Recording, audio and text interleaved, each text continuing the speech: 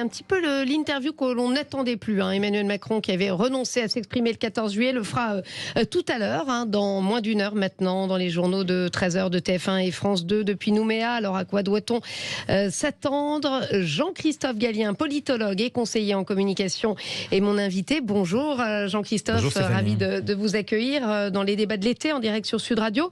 Alors selon nos informations, un entretien enregistré de 15-20 minutes. On ne sait jamais avec Emmanuel Macron, mais voilà, c'est ce qui est annoncé du côté de TF1 en tout cas. Depuis Nouméa, autant dire à l'autre bout du monde. Manifestement, l'Élysée a tergiversé jusqu'à la toute dernière minute sur la forme à donner à cette allocution. Pour le communicant que vous êtes, est-ce que c'est un bon format en plein été des Français ? C'est presque un exil médiatique. Alors il y va pour des bonnes raisons géopolitiques et dans ce Pacifique lointain, mais ça fait un drôle d'effet, on peut être clair. C'est-à-dire que on l'attendait plus tôt, on l'attendait plus vite, on sent que c'est compliqué, on sent qu'on hésite, on sent que voilà, on enregistre, ça peut pas être du direct. Non, on sent beaucoup de troubles autour de cette communication et pourtant, Emmanuel Macron, quelque part ces dernières semaines, il s'est réduit à des séries de communication ou d'apparition médiatique. Donc, on est troublé, c'est l'été, certes, c'est une parenthèse, ça peut être aussi un moment de tranquillité, il part loin, il s'exprime depuis le lointain. Je suis un peu, moi aussi, troublé, comme la plupart des observateurs. Est-ce que vous en attendez quelque chose? Parce que beaucoup de Français n'attendent plus rien, mais pourtant, il y a quand même de l'attente autour de cette interview, il y a de la curiosité. C'est une vraie question que vous posez, moi je répondrai par la négative. Est-ce que les Français, en cette période en particulier, attendent quoi que ce soit? Ça fait la suite à un non-événement, d'ailleurs assumé, projeté comme tel, du modification des contours gouvernementaux. On maintient Elisabeth Borne, on lui donne pas tout à fait satisfaction, on lui donne pas non plus les clés. Oui. La maison, il s'en va sans lui donner les clés, donc elle est encore sous tutelle.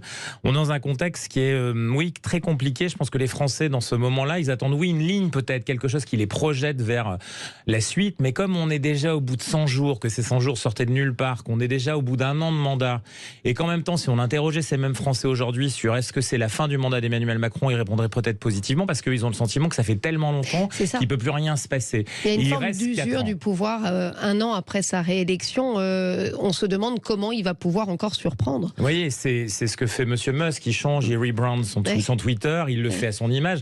Alors on imagine qu'Emmanuel Macron, il souhaiterait lui aussi, sur le mur de l'Élysée, comme c'est le cas de chez Twitter à San Francisco, changer quelque chose, projeter une nouvelle image. Et c'est ce qu'on attend peut-être depuis les maisons et les appartements et les plages françaises, puisqu'on est en plein été. Je ne crois pas que ça va être aussi facile que ça. Il n'y a pas de baguette magique et il n'a pas la sienne en tout cas.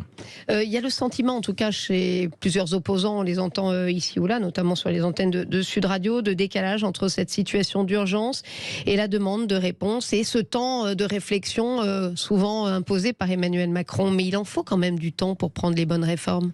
Oui, alors pour le coup, il est quand même pas là depuis hier ou avant-hier. Il est là depuis un long moment puisqu'il y a déjà eu un mandat. C'est tout le problème. Il est coincé entre trois paramètres, c'est-à-dire 3 paramètres essentiels. Il a gagné l'élection présidentielle, mais en partie perdu l'élection législative, dans un contexte où la Ve République fait que même quand on gagne l'élection présidentielle une deuxième fois, quelque part, on est presque déjà sur le départ. Et donc, ça veut dire quoi être sur le départ? C'est que même à l'intérieur de ses propres troupes, il a une difficulté d'autorité. Est-ce qu'on attend encore quelque chose celle-là? Est-ce que, vous voyez, Monsieur Philippe, ces derniers temps, qui pouvait être à un moment donné un allié, mais qu'il l'a critiqué davantage que peut-être même Monsieur Vauquier ou M. Ciotti ne saurait le faire, voire Mme Le Pen. Donc on voit bien que c'est compliqué pour lui parce que il lui reste que la Macronie. La Macronie, elle s'est réduite finalement à ses fidèles, qui d'ailleurs il a fait rentrer largement au gouvernement. Alors il a promis Emmanuel Macron de dévoiler à la rentrée la planification écologique, repoussée, on le sait, à plusieurs reprises, d'apporter une réponse concrète et complète aux émeutes de fin juin, élaborer également le budget 2024.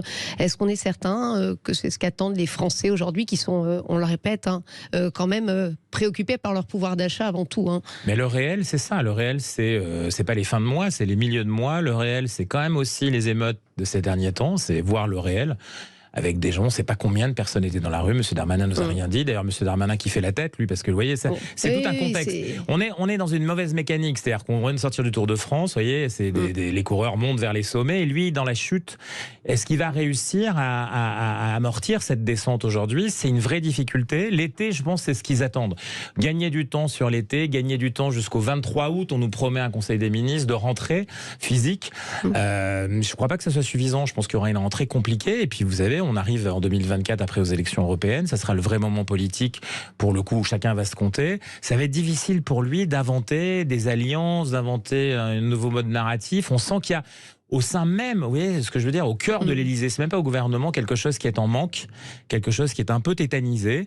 Je fais référence par exemple à son non-expression pendant la période des émeutes. On a attendu en vain quelque chose qui soit fort, il aurait dû le faire immédiatement. Il y a eu une première prise de parole en soutien au jeune Naël. Oui, mais c'était pas, voilà, c'était pas du tout ce que les Français attendaient, soyons clairs. On peut le dire ici comme on peut le dire ailleurs. On lui reproche d'ailleurs sa réponse sur les émeutes, clairement, notamment à droite, une forme de déni. On rappelle que Gérald Darmanin n'a pas fait le lien entre immigration et émeute. Ça pose un problème à beaucoup de gens, notamment à droite et pas forcément à l'extrême droite. Non, et puis au-delà du fond, on l'a senti tétanisé. Il y a, si vous voulez, quelque chose qui touche à une forme de fossilisation aujourd'hui. Alors, ce qu'on attendait, la Startup Nation, avec quelqu'un qui vous rendez compte, l'âge qu'il a aujourd'hui, c'est quelque part quelque chose qui s'inverse. C'est-à-dire qu'on a l'impression d'un vieux régime avec quelque chose qui est assez ancien, avec quelque chose qui ne respire plus correctement au point de vue de l'Élysée. Il manque ce souffle. Alors, est-ce que le Pacifique va lui donner ce formidable courant d'air qu'on attend ? Eh ben non, on verra bien. On verra bien. En tout cas, vous restez avec nous, cher Jean-Christophe Gallien, un politologue, conseiller en communication, puisqu'on débriefera avec vous dans à peu près 1 heure, puisqu'il parle à 13h pile. Ça devrait durer entre 15 et 20 minutes et on verra un petit peu les réactions. Merci à vous et restez avec nous dans quelques instants. La grève des policiers à Marseille et les mots chocs du directeur général de la police. Pour Frédéric Vaux, un policier n'a pas sa place en prison. Il souhaite la libération d'ailleurs du policier de la BAC écroué après avoir été mis en examen dans le cadre d'une enquête sur les violences policières commises en marge des émeutes. On en parle dans quelques instants avec un avocat pénaliste au barreau de Paris, défenseur justement des émeutiers, et Bruno Bartocchetti, le secrétaire national du syndicat Unité SGP FO Police.